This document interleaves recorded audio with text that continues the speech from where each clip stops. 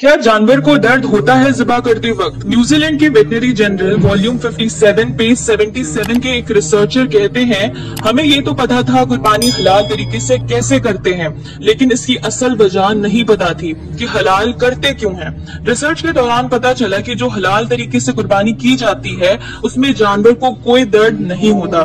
दिमाग की blood pressure और ऑक्सीजन कम हो जाने की वजह से जानवर बेहोशी की हालत में हो जाता है 2 सेकंड के अंदर। गर्दन के नस को तेजी से काटने से जो नर्व उन्हें दर्द महसूस कराता है वो काम करना बंद कर देता है, जिससे दर्द का एहसास उनके ब्रेन तक पहुंचता ही नहीं है, इसलिए उन्हें दर्द नहीं होता है।